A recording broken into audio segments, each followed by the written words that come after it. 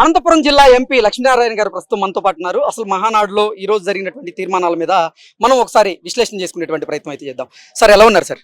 బాగున్నాం, చెప్పండి. Okay sir, ఈ రోజు కడప గడ్డ మీద తెలుగుదేశం పార్టీ మహానాడు కార్యక్రమాన్ని చేసింది. మొదటి రోజు ఎన్నో తీర్మానాలను అయితే ప్రవేశపెట్టడం జరిగింది. ఏంటి సార్ మొదటి రోజు ఎలా జరిగింది?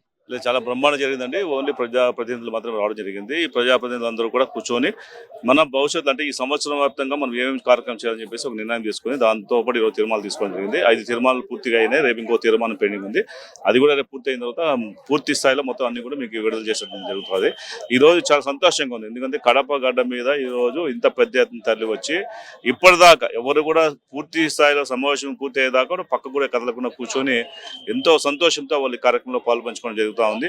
ఇంకా రేపు ఎన్టీ రామారావు గారి బర్త్డే కాబట్టి రేపు ఇంకా పెద్ద ఎత్తున జనాలు వస్తారు. ఇల్లుండి ఇంకా భారీ బహిరంగ కాబట్టి రాష్ట్ర వ్యాప్తంగా తెలుగు వారు ఎక్కడున్నా సరే ఇక్కడ బయలుదేరి వచ్చేటువంటి ఒక కార్యక్రమం తీసుకొస్తున్నారు. ఓకే, రేపు తెలుగుదేశం పార్టీ ఒక కీలకమైనటువంటి తీర్మానం చేయబోతుందని, అందులో భాగంగానే నారా లోకేష్ గారికి తెలుగుదేశం పార్టీ వర్కింగ్ ప్రెసిడెంట్ గా కీలకమైనటువంటి పదవి దక్కబోతుందనేటువంటి ప్రచారం జరుగుతుంది. దాని మీద ఏమంటారు సార్? ఈ రోజు అన్ని తీర్మానాలు చేశామండి. ఇంకా మా పొలిటికల్ తీర్మానం రేపు చేస్తారు. ఎందుకంటే ఈ రోజు అన్ని కూడా పూర్తిగా మన సంక్షేమం అభివృద్ధి కోసం మాట్లాడడం జరిగింది కాబట్టి రేపు మనకి మిగతా విషయాలు తెలుస్తాయి. ఓకే, వైఎస్ఆర్సీపీ ప్రభుత్వ హయాంలో జగన్మోహన్ రెడ్డి ముఖ్యమంత్రిగా ఉన్నటువంటి సమయంలో ఆంధ్రప్రదేశ్ రాష్ట్రానికి గ్రహణం పట్టిందని, ఆయన అన్ని శాఖల్లోగా భారీగా అవినీతికి అవకతవకలకు పాల్పడ్డారంటూ కూడా ఆయన మీద మీరు విమర్శలు ఆరోపణలు చేస్తూ ఉన్నారు.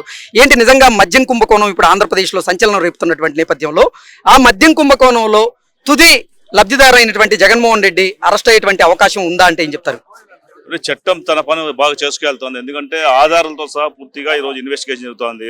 ఊరికే మాటలతో చెప్పేసి చంద్రబాబు నాయుడు గారిని 53 రోజులు జైల్లో పెట్టేట్లు ఉండదు. పూర్తి స్థాయిలో విచారణ జరిపి వారి మీద చర్యలు తీసుకునే కార్యక్రమం చేపడుతున్నారు. కాబట్టి అన్నీ కూడా ఎవరైతే అవినీతికి పాల్పడినారో, ఏ స్కీములో కానీ ఏ స్కాములు చేశారో అన్నింటిలో కూడా విచారణ జరుగుతూ ఉంది. ప్రతి ఒక్క దాంట్లో కూడా విచారణలో తేలుతుంది ఏమంటే అక్రమంగా అవినీతి పరులుగా ఉన్నటువంటి చాలా మంది అధికారులు ముందర వేసుకొని కూడా ఈ కార్యక్రమాలు లాస్ట్ టైం చేయడం జరిగింది. కాబట్టి ఈ అనవసరంగా ఇప్పుడు ఈ ప్రభుత్వం గత ప్రభుత్వంలో చేసినటువంటి నిర్వాహకం వల్ల ఈరోజు అధికారులు చాలా మందికి ఇరుక్కుపోయే పరిస్థితి వస్తూ ఉంది.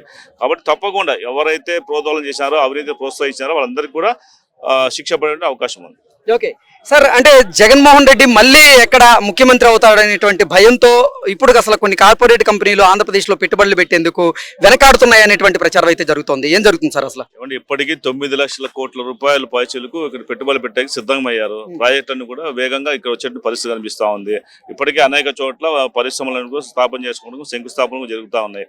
ఇంకా వెనుకపోయే పరిస్థితి ఎక్కడ ఉందండి? గతంలో 5 సంవత్సరాలు చాలా వరకు భయపడ్డారు. అదే వాస్తవం మీరు చెప్పింది. 5 సంవత్సరాల పరిపాలనలో ఏ పరిశ్రమ వలన కానీ ఇక్కడ చూసిన పరిస్థితులు బట్టి మనం ఉండలేమనే పరిస్థితిలో వెనక్కి వెళ్ళిపోయిన పరిస్థితి చూస్తున్నాము. ఈరోజు అందరూ కూడా ముందుకు వచ్చి ఎక్కడికక్కడ ఈరోజు పరిశ్రమ స్థాపన కోసం అటు శ్రీ సిటీ కానీ, ఇటు రాయలసీమ ప్రాంతం కానీ, అనంతపురం జిల్లా కానీ, ప్రతి చోట్ల వైజాగ్లో కానీ విపరీతమైనటువంటి ఇన్వెస్టర్స్ వస్తున్నారు. తప్పకుండా అమరావతి డెవలప్ అయిన తర్వాత ఇంకా భారీ ఎత్తున పెట్టుబడులు ఆంధ్రప్రదేశ్కి వచ్చేటువంటి అవకాశం ఉంది. కాబట్టి ఇప్పుడు మేమున్న ప్రభుత్వంలో పూర్తి స్థాయిలో నమ్మకం కలిగింది. ఇండస్ట్రీస్ కావచ్చు, లేకపోతే ప్రాజెక్టులు పెట్టే వాళ్ళు కావచ్చు, లేకపోతే ఇక్కడ పెట్టుబడులు పెట్టే ప్రతి ఒక్కరు కూడా ఈరోజు స్వర్గధామంలో కనిపిస్తుంది ఆంధ్రప్రదేశ్. ఎందుకంటే భవిష్యత్తులోనే ఆంధ్రప్రదేశ్ భారతదేశంలో మొట్టమొదటి స్థానంలో ఉంటుందనే ఎటువంటి సందేహం లేదు. 100% చంద్రబాబు నాయుడు గారి సారథ్యంలో ఆంధ్రప్రదేశ్ ప్రగతి వైపు వెళ్తా ఉంది. అభివృద్ధి సంక్షేమం రెండు కూడా పరుగులు పెడుతున్నాయండి. Okay, thank you sir.